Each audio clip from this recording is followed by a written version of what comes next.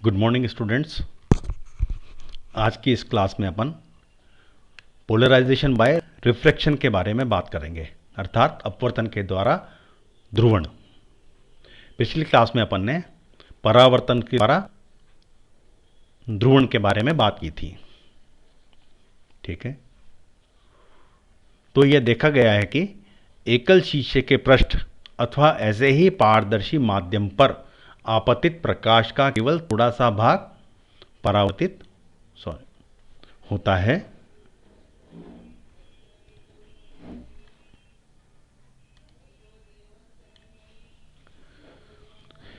कांच के लिए, जिसके लिए μ 1.5 होता है, ध्रुवण कोण पर आपतन तल के समांतर प्रकंपित प्रकाश का 100% परागत होता है, जब अभिलंब कंपनों का 85% ही परागत होता है और 15% परावर्तित हो जाता है।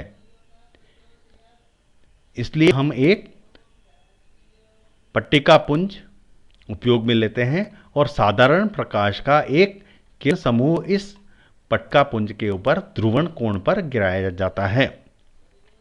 आपतन तल के अभिलंब कंपनों में से पहली प्लेट द्वारा परावर्तित हो जाते हैं और शेष परागत हो जाते हैं। ठीक है, जब यह प्रकाश दूसरी प्लेट पर आपतित होता है तो फिर से आपतन तल के अभिलंब कंपनों में से कुछ परावर्तित हो जाते हैं और शेष परागत हो जाते हैं। यह प्रक्रिया चलती रहती है और प्रकाश पुंज 15 या 20 पट्टिकाओं को पार करते करते आपतन तल का अभिलंब सभी कंपनों से मुक्त हो जाता है और अब उसमें केवल आपतन तलवर्ती कंपन ही रह जाते हैं। इस प्रकार हम अपतन द्वारा पट्टिका पुंज की सहायता से रेखा ध्रुवीय प्रकाश प्राप्त करते हैं। ठीक है, यह अध्रुवित प्रकाश है, यह पहली प्लेट है, यहां से प्रकाश का कुछ भाग परावर्तित होता है जिसमें कंपन उसके तल के लंबवत है, बोर्ड के प्लेट कागज के तल के लंबवत है। फिर बचा हुआ प्रकाश इसमें से परागमित होता है। फिर यह सेकंड प्लेट, यहां से पुनः इसका परावर्तन होता है और परावर्तित प्रकाश के अंदर जो कंपन है उस कागज के तल के लंबवत होते हैं। ये प्रक्रिया अपन 10-15 मिनट के लिए रिपीट करते हैं। ठीक है,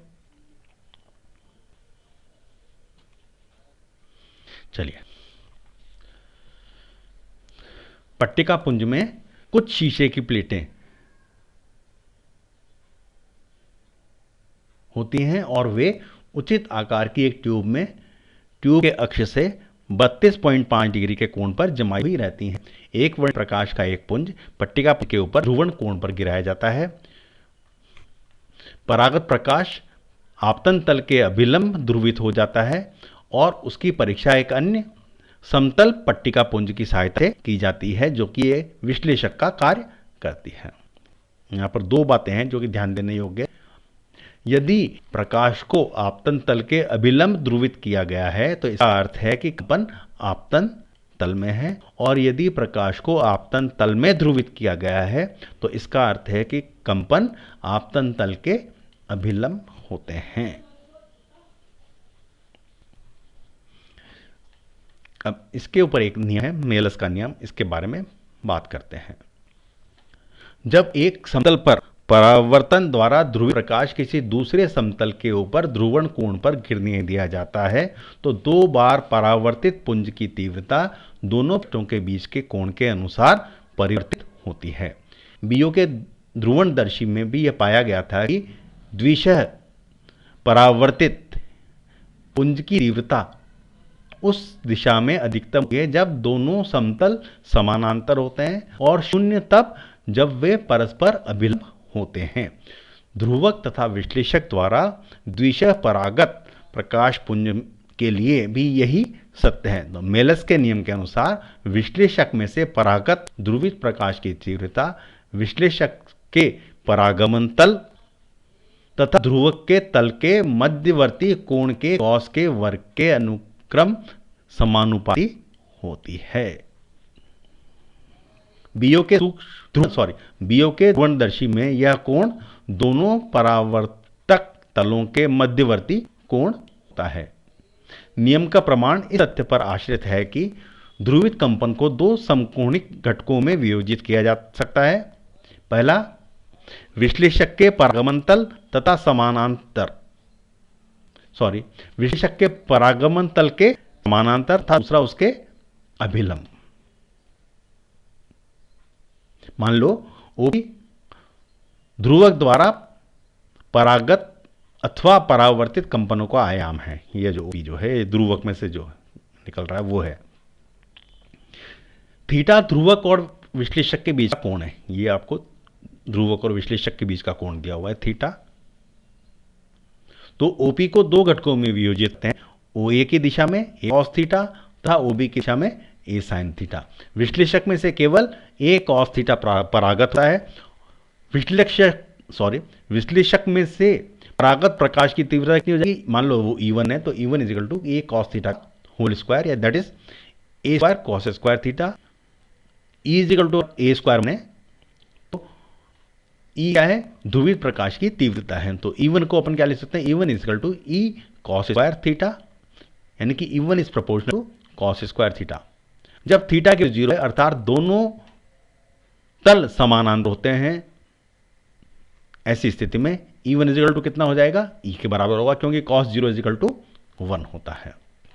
और जब थीटा इज इक्वल टू π/2 हो अर्थात जब दोनों तल परस्पर अभिलंब हो तो E1 इज इक्वल टू कितना आ जाएगा? 0 के बराबर होता है, आ जाएगा, क्योंकि cos π/2 का मान 0 होता है। ठीक है, अब इसी के ऊपर बेस्ड अपन एक न्यूमेरिकल डिस्कस कर लेते हैं। क्वेश्चन दिया हुआ है, यदि आपतित प्रकाश पुंज का कंपन तल प्रकाशीय अक्ष के साथ पहला 45 डिग्री का कोण बनाता हो, सेकंड केस है यदि 30 डिग्री का कोण बनाता हो, तो असाधारण तथा साधारण प्रकाश तीव्रता की तुलना करो। तो असाधारण किरण की तीव्रता कितनी है?